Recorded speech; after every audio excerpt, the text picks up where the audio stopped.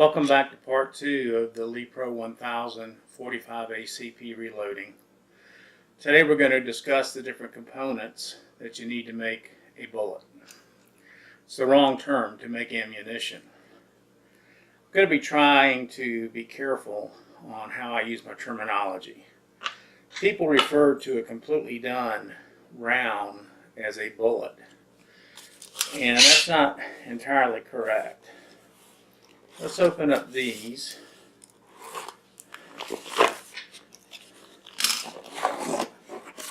This is a box of 200 grain hardened lead semi-wad cutter 45 ACP. This is actually the bullet component.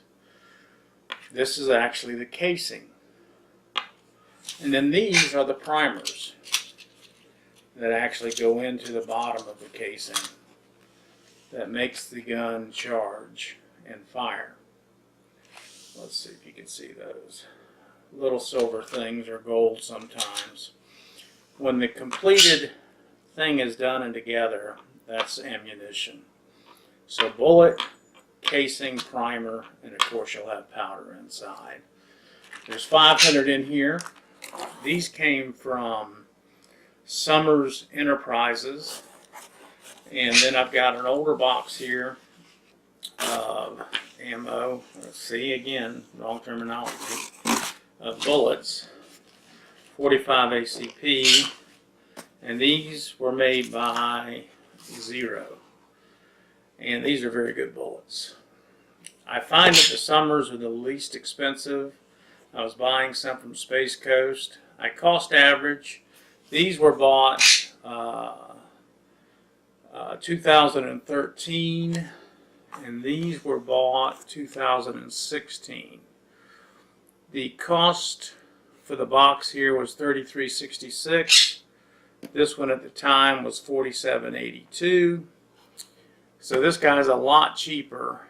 So that makes it per round .0673, and this one per round is .09565.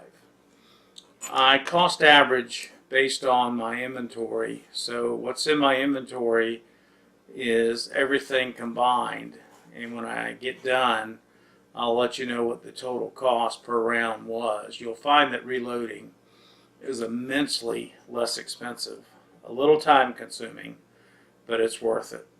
So we're going to get reset up here so we can look at the press and start working on trying to get these loads done. Okay, we're a lot closer to getting our bullets seated to the right height.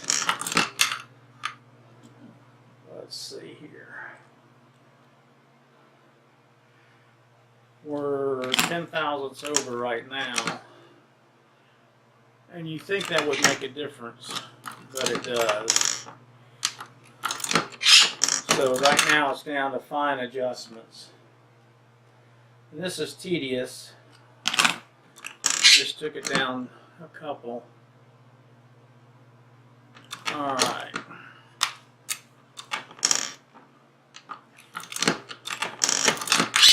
But it needs to be precise to function in all the different 45 ACP guns that I have.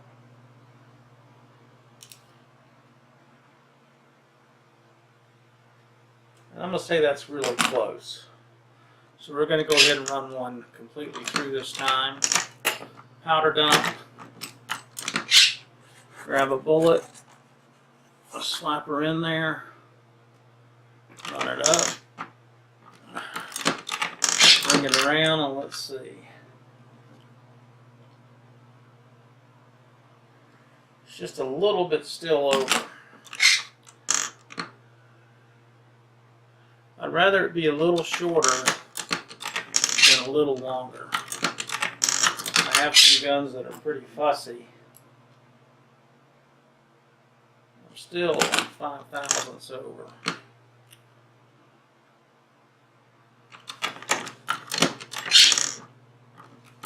And I'm pushing the handle down hard as I go through. You want to keep a consistent stroke. So that's right on 6.0. So we're going to live with that. The other thing I like to do is actually check it in one of my firearms. See if it's going to go on battery. If it's in battery, no problem.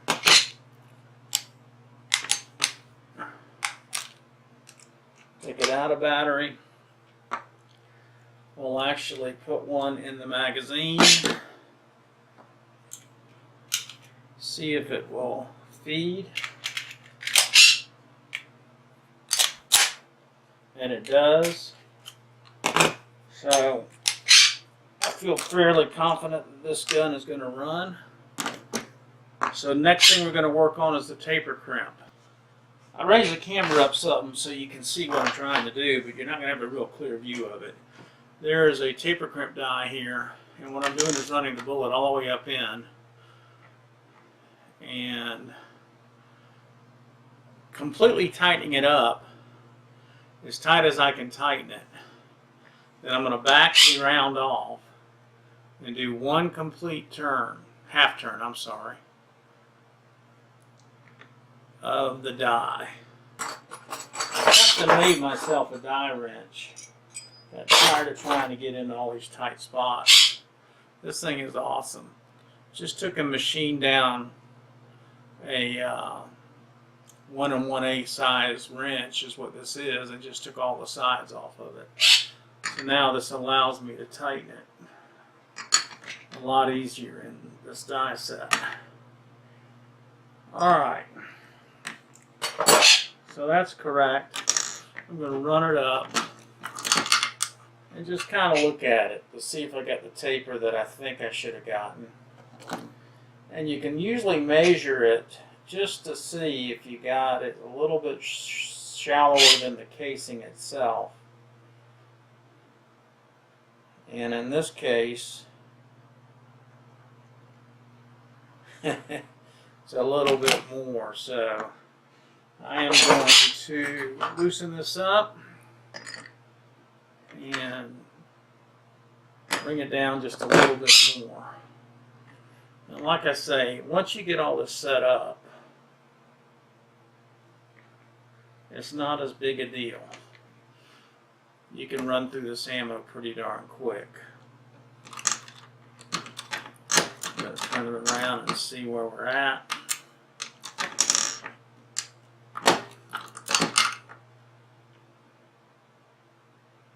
And that looks pretty good.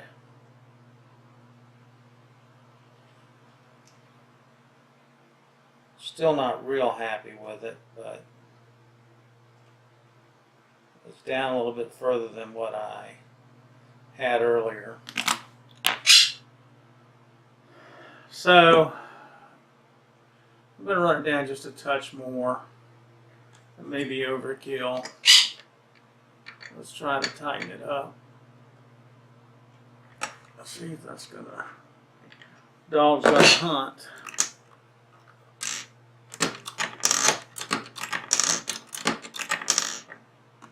Oh, that seems pretty good now. It's got a lot of pressure on it. And I can see the taper now, so that's the thing I want to see. Pretty happy with that. So, the next thing to do is to clean our area off, and we're going to get into a production run. When I run ammunition, I like to run a lot at one time. I don't like to fiddle fart around with it for a long period of time. We know what we're supposed to be watching for. We'll keep our micrometer out. This little baby can go home. And we've got 2 rounds done so far. We'll run that other one through. I like to use the pie pans. I pick these up at the dollar store. They're great for letting the ammo fall into it. I also will put my lead in the other one. So this bullet's good. I'm going to run this one through the whole bailiwick again. And that one's done. I like the way that looks. So we're going to reset our counter here on the press. I'm going to click it twice. Well, I shouldn't even done that because I'm going to have to adjust it once we run through.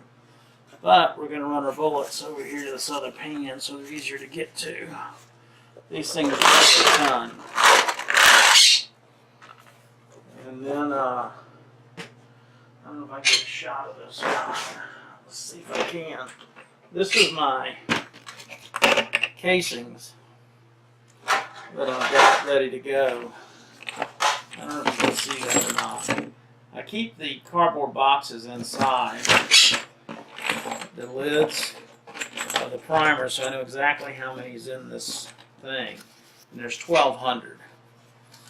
So my goal is to run 15 total, and maybe even 2,000, but I got 1,200 ready to go. So we're going to start putting the hopper up. It's kind of an ingenious device because it lines all the casings straight up. You just dump them in the top. You have to watch for a few that over.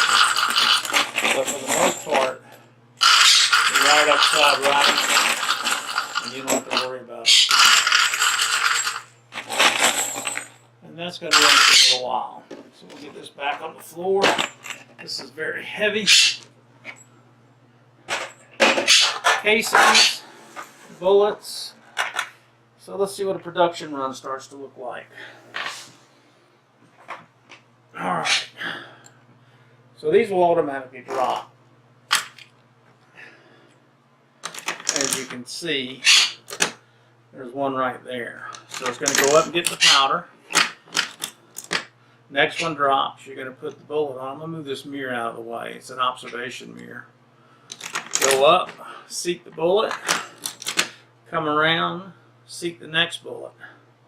As you seek the next bullet, one's going to come off. It's going into the taper die and coming on down. So we got 3 in our hopper. One, let's reset this. 1, 2, 3. Now every time we pull the handle, we'll get a round off. I'm going to run about 10 here, and then I'm going to recheck everything. You want to keep an eye on your powder dump on the top, mainly to make sure it doesn't run out and that it's flowing correctly, because it is bad if you don't have powder on these. I've done it. Not paying attention and let the powder run out is not a good experience. Alright, so we're going to pull a bullet, do an inspection, check to see that it's okay. Looks alright. Seating straight. It's right on the money, as you can see. So that's perfect. Can't ask for any better than that. So I'm pretty confident with my run. So what I'll do now is I'll continue doing these, and once we get into about 50, I'll check it again, and then I'll start checking it at about every 100, and we'll go from there.